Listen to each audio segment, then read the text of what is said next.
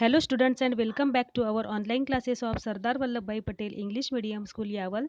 मैं आपकी teacher Mrs Tina Nimbale and today we are going to learn subject general science of standard 6 उसका chapter number 14 light and the formation of shadows. देखिए in this picture figure 14.1 में देखिए here are various sources of light. The objects और materials which emit light meaning those which themselves are a source of light. जो objects होते हैं जो light को emit करते हैं वो अपने आप एक लाइट का सोर्स होते हैं। उनको हम क्या कहेंगे? ल्यूमिनस ऑब्जेक्ट्स और materials. See the objects which emits lights from figure 14.1 में the intensity of light is determined by the extent to which the objects emit light. Light की इंटेंसिटी होती है वो किस पर निर्भर होती है कि ऑब्जेक्ट किस तरह का लाइट इमिट करते हैं। जैसे कि light emitted by an electric torch is more intense than that obtained from a candle. Candle से निकला हुआ जो लाइट है वो थोड़ा सा हल्का होता है in comparison with the light emitted by an electric torch. Okay, the objects or materials that are not sources of light themselves are called non-luminous objects or materials. Some man-made objects or materials also emit light. These are called artificial sources of light. जैसे कि the sun होता है वो एक natural source है light का. Other stars seen in the night sky, fireflies, some anglerfish as well as honey mushroom are natural sources of light. यानी कि उनका अपना एक खुद का प्रकाश होता है, so they are called natural sources of light. उसके बाद में हम देखेंगे द प्रोपेगेशन ऑफ लाइट यानी कि द ट्रेवल ऑफ लाइट। देखिए फिगर 14.2 में देखिए कि light entering through a window, वो जो लाइट एंटर हुआ है थ्रू विंडो से यानी कि विंडो में से वो कहाँ पर गिरा है? सीधा फर्श पर यानी फ्लोवर पर गिरा है। As these rays of light from the slit or the hole move towards the flower, the dust particles in their way are seen clearly. जब ये लाइट फ्लोवर पर गिरती है तो जो भी उसमें डस्ट पार्टिकल्स आते हैं वो हमें क्लियरली दिखाई देते हैं और इसकी वजह से ही due to this particles the path of the light becomes visible. और इस डस्ट पार्टिकल्स की वजह से हमें लाइट का जो पाथ होता है वो विजिबल होता है यानी दिखाई देता है। And we can see that their path is along straight lines. और हम ये कह सकते हैं कि ये लाइट का जो पाथ है वो स्ट्रेट लाइन में होता है। नाउ अब देखिए step 1, look at the flame of the candle. Do you see the flame? आपको फ्लेम दिखाई दे रही है। देखिए स्टेप 1 में आपको दिखाई देगा कि यहाँ पे 3 कार्डबोर्ड से उनमें होल किया हुआ है और इस होल में से जो फ्लेम है कैंडल का वो जाकर सीधा हमारे आंखों से हमें दिखाई देता है।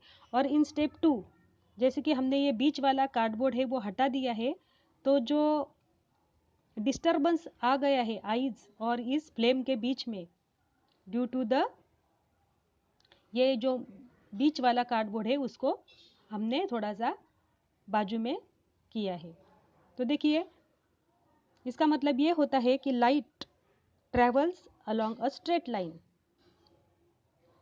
यहाँ पे भी देखिए फिगर 14.4 में देखिए कि जैसे ही आपको दिखाई देगा कि लाइट जो ट्रैवल होता है वो स्ट्रेट लाइन में ही ट्रैवल होता है।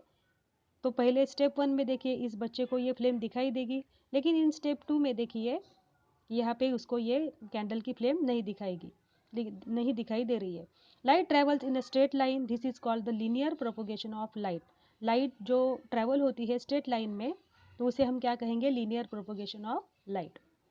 अब हम देखेंगे reflection of light. How do we see an object? The rays of light falling on an object from a source of light are thrown back from the surface of that object, this is called reflection of light. जैसे कि किसी भी source of light है उसमें से जब raise निकलती है तो वो किसी ऑब्जेक्ट पर गिरती है तो वो क्या होती है?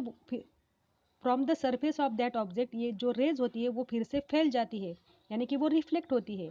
और जब ये रिफ्लेक्टेड रेज हमारे आंखों तक पहुंचते हैं तब हमें ये ऑब्जेक्ट दिखाई देता है। अब हम देखेंगे images in a plane mirror. जैसे कि जब भी कभी आप किसी आईने के सामने खड़े हो तो आपको क्या करने हैं? आपको 3 एक्टिविटीज करनी है। So first is raise your right hand, which hand of the mirror image is raised. जब भी आप अपना राइट हैंड उठाते हो तो आपको आईने में कौन सा हैंड दिखाई देता है? लेफ्ट हैंड दिखाई देता है। The left and right side of the original object appear to be exchanged in the mirror image. जो भी लेफ्ट और राइट साइड होती है हमारी वो हमें मिरर में वो दिखाई दी, वो चेंज होती हुई दिखाई देती है। जैसे कि जब हम अपना राइट हैंड ऊपर करते हैं तो हमें मिरर में ऐसा दिखता है कि हमने हमारा लेफ्ट हैंड ऊपर किया है। Then second is what change do you see in the image if you decrease or increase your distance from the mirror. जब भी हम आईने के सामने खड़े होते हैं तो आईने से हमारा डिस्टेंस है, हम कम और ज़्यादा करते हैं तो हमें क्या दिखाई देता है? The image is as far behind the mirror as the object is in front of it. The image is as far behind the mirror. वो जो इमेज है हमारी, वो हमें ऐसा लगता है कि वो हमारी इमेज है वो आईने के पीछे है जब भी हम उसके सामने होते हैं तब। Is there any difference between your height and height of the mirror image. तो यहाँ पे ही भी इसका आंसर दिया है कि the size of the image is the same as that of the object. ऐसा नहीं कि हम आईने में देखते हैं तो हम जैसे छोटे हैं तो हमें बहुत बड़े दिखाई देंगे, हम यंग है तो ऐसा नहीं कि हम बहुत ओल्ड उसमें दिखाई देंगे, वैसा नहीं है। तो जो भी साइज हमारी रहती है, जैसे भी हम होते हैं वैसे ही हमारी इमेज ये आईना दिखाते हैं। देखिए यहाँ पर एक पिन होल कैमरा का सिंपल सा एक्सपेरिमेंट है। ये एक्सपेरिमेंट भी आपको पढ़कर समझ में आ ही जाएगा। तो हमें यहाँ पे ये देखना है मेन पार्ट कि the material through which light passes is said to be transparent. कि मटेरियल ऐसा मटेरियल होता है कि उसमें से अगर लाइट पास होता है तो उस मटेरियल को हम ट्रांसपेरेंट मटेरियल कहते हैं। Then second is the material through which light does not pass is said to be opaque. अगर मटेरियल ऐसा है कि उसमें से लाइट पास नहीं हो रहा है तो उसे हम क्या कहेंगे? Opaque. And the material through which light passes partially is said to be translucent. यानी कि जैसे कि देखो लाइट पास होता है ऐसे मटेरियल्स पे, जैसे कि वो मटेरियल्स में लाइट जो पास होता है वो आधा आधा पास होता है, यानी कि पार्शियली आधा पास होता है और आधा पास नहीं होता है। The material through which light passes partially यानी आधा is said to be translucent. देखिए अब हम देखेंगे फॉर्मेशन ऑफ शेडो। देखिए इस फिगर 14.10 में देखिए कि एक लड़का है, उसने एक टॉर्च इस लड़की पर अगर पॉइंट आउट किया है तो उसकी जो शेडो पीछे आपको दिखाई देगी कि उसकी शेडो कैसे फॉर्म हुई है। तो फॉर्मेशन ऑफ शेडो अब हम देखेंगे। तो अब हमें ये देखना है कि if an opaque object comes in the way of a light source light does not pass through it. जैसे कि एक ओपेक ऑब्जेक्ट अगर रास्ते में आता है किसी लाइट सोर्स के तो लाइट क्या होता है? उसमें से पास नहीं होता है। तो उसका परिणाम ये होता है कि लाइट जो कि इमिट हुआ है from a light source does not reach a wall, वो वॉल तक नहीं पहुंच पाता because of an opaque object जो कि उसके रास्ते में होता है। A wall or any other surface on the other side of the object. और किसी भी सरफेस पर वो जाकर वो लाइट नहीं पहुंचता है because of an opaque object. That part remains dark, वो पार्ट जो होता है वो डार्क रहता है। This dark part is called the shadow of the object. जैसे कि अभी हमने देखा, देखो यहाँ पे जो कि लाइट इमिट हुआ है from the torch does not reach to the back side of the wall. तो ये क्या हुआ? उसके बीच में ये जो लड़की खड़ी है उसकी परछाई हमें पीछे दिखाई दे रही है, क्योंकि ये जो लाइट इमिट हुआ है from a torch does not reach to the wall or any other surface on the other side of the object. Okay, अब यहाँ पे देखिए बहुत सारे एक्सपेरिमेंट आपको करने के लिए है, आप इसको पढ़कर भी कर सकते हैं। जैसे कि एक लड़का है वो टॉर्च को लेकर खड़ा है और एक आदमी है वो वॉल के बराबर बाजू में ही खड़ा है। अगर वो उसका डिस्टेंस है बहुत उस आदमी से, तो वो थोड़ी दूरी पर है, वो उसने उस पर टॉर्च अगर मारा है तो टॉर्च का जो लाइट है वो डायरेक्टली वॉल तक नहीं पहुंचा है, इसलिए उसकी आगे उसके पीछे उसकी परछाई है किसकी? उस इंसान की।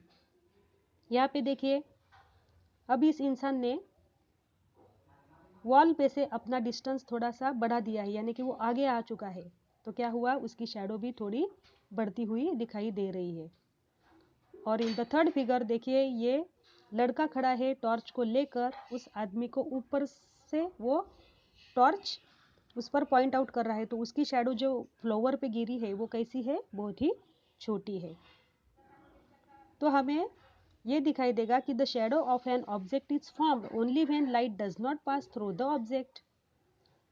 जब भी किसी ऑब्जेक्ट में से लाइट पास नहीं होती तो उस ऑब्जेक्ट की शैडो फॉर्म हो जाती है। The kind of shadow it forms, किस प्रकार की भी वो ये शैडो फॉर्म करता है, ये शैडो जो प्रोड्यूस होती है वो किस पर डिपेंड होती है, upon the relative distance between the source of light, the object and the surface or the screen on which the shadow is formed. The shadow of an object formed due to sunlight is long in the mornings and evenings. जो भी shadow form होती है object की sunlight में, वो सुबह और शाम में बहुत ही लंबी होती है शैडो किसी भी ऑब्जेक्ट की in the sunlight, and short in the afternoon, और दोपहर में वो थोड़ी शॉर्ट होती है। देखिए आप इसको खुद ऑब्जर्व कर सकते हैं। We can easily note these changes if we observe the trees along the roadside. This change in the shadow depends on the source of light, the object and also on the surface on which the shadow is formed. अब हम देखेंगे the last part of our chapter is the sundial. sundial क्या होता है? A sundial is an instrument, एक किस्म का instrument होता है कि जिसकी वजह से हमें टाइम समझ में आता है। लेकिन किसकी मदद से? जो भी शैडो फॉर्म होती है सनलाइट में, वो किस तरह की शैडो है और उसकी दिशा कौन सी है। A sundial is an instrument that indicates the time with the help of the extent and the direction of the shadow. जैसे कि यानी किसी भी ऑब्जेक्ट की शैडो कौन से टाइप की है, लंबी है या छोटी है उसकी परछाई, और वो कौन सी दिशा में है परछाई, इसकी मदद से हमें इस इंस्ट्रूमेंट के सहारे टाइम को मेजर आउट करना इजी होता है। Earlier, time was measured by placing a stick parallel to the axis of the earth and by noting the position of its shadow on the dial at different times of the day. दिन के different time में इसको major करते थे। किसको? पहले एक stick है उसको पैरेलल रखते थे to the axis of the earth के एक्सिस को उसको पैरेलल रखते थे, and by noting the position of its shadow, और इसके शैडो की जो पोजीशन है उसको नोट करते थे किस पर? ऑन द डायल, और कब? At different times of the day. The largest sun dial is at Jantar Mantar, New Delhi. Okay, देखो यहाँ पे नेशनल साइंस डे है 28 फरवरी, जो कि इस महीने में आता है। ये क्या है? नेशनल साइंस डे है फ्रॉम 1987। देखो यहाँ पे एक सिंपल सा एक्सपेरिमेंट है, वो भी आपको पढ़कर समझ में आ ही जाएगा। जैसे अब ये देखिए, ये है न्यूटन्स डिस्क। कैसे कि जैसे कि यहाँ पे एक डिस्क है, उसके हमने 7 भाग बना दिए हैं, 7 पार्ट्स में उसको डिवाइड किया है, और अलग अलग कलर दिए हमने, जैसे कि red, orange, yellow, green, blue, indigo and violet.